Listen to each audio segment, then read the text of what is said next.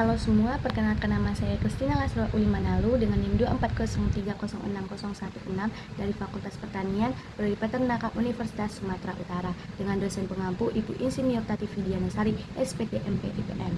Nah, pada video kali ini saya akan menjelaskan tentang proses sintesis kuning telur atau YOL. Nah, jadi proses pembentukan kuning telur itu disebut dengan vitellogenesis. Nah, proses ini terjadi terutama di dua bagian utama, yaitu hati dan ovarium. Nah, kuning telur itu sebenarnya sebagian besar mengandung air, sekitar 50%. Nah, dan sisanya itu terdiri dari protein dan lipid dengan perbandingan 1:2. Nah, lipid di dalam yolk ini berbentuk lipoprotein. Komponen utama penyusunnya itu ada beberapa, yaitu fosfatin, lipofitellin atau HDL, dan ada juga karbohidrat dalam bentuk mannose glukosamin.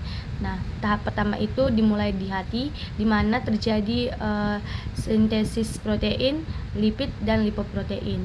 Proses ini dikendalikan oleh hormon, terutama hormon gonadotropin dan hormon steroid. Nah, hormon yang paling berperan di sini adalah FSH. Sekitar 15 jam sebelum ovulasi, kadar FSH itu akan meningkat, dan ini akan merangsang perkembangan folikel di ovarium.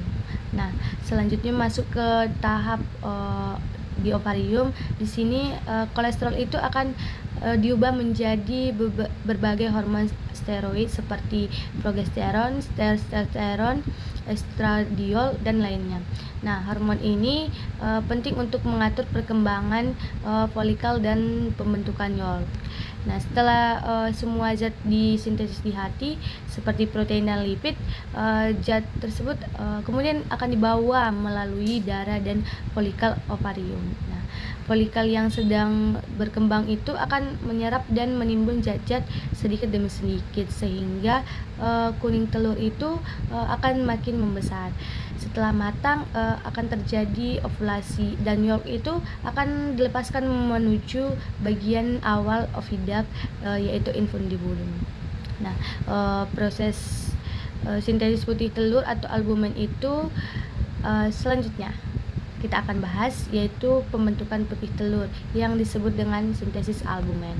Nah, proses ini terjadi di bagian oviduct yang disebut magnum, yang merupakan bagian terpanjang.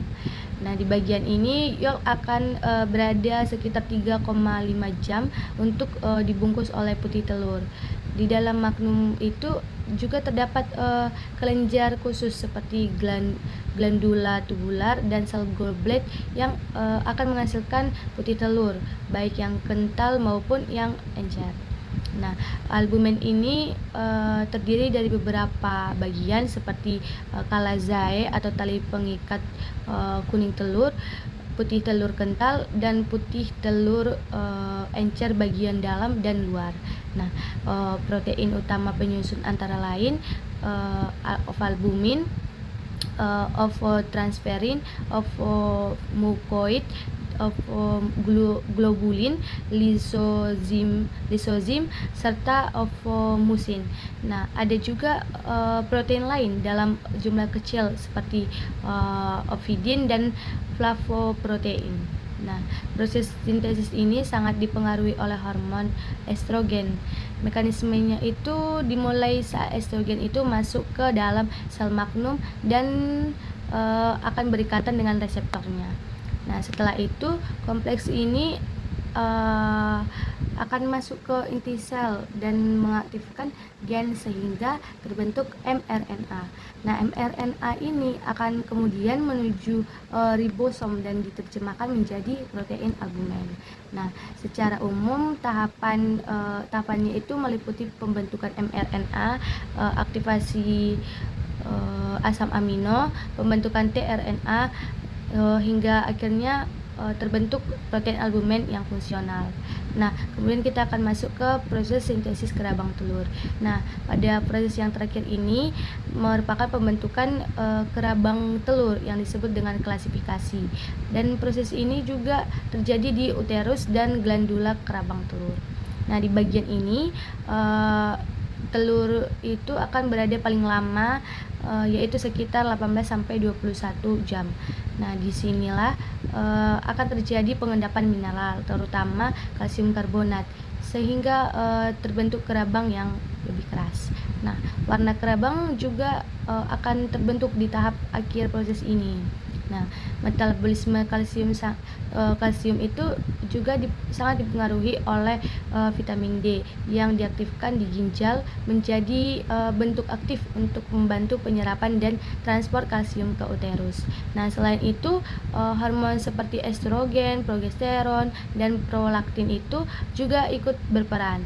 Nah, di dalam glandula kerabang itu terdapat protein khusus yaitu kalsium binding protein atau CABP yang akan membantu mengangkut kalsium ke tempat pembentukan kerabang.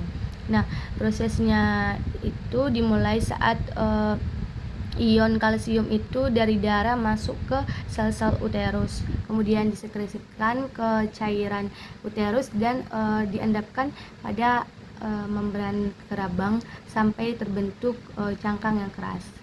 Nah, setelah proses itu selesai, telur akan bergerak ke vagina dan akhirnya akan dikeluarkan melalui kloaka dalam proses yang disebut dengan oviposisi.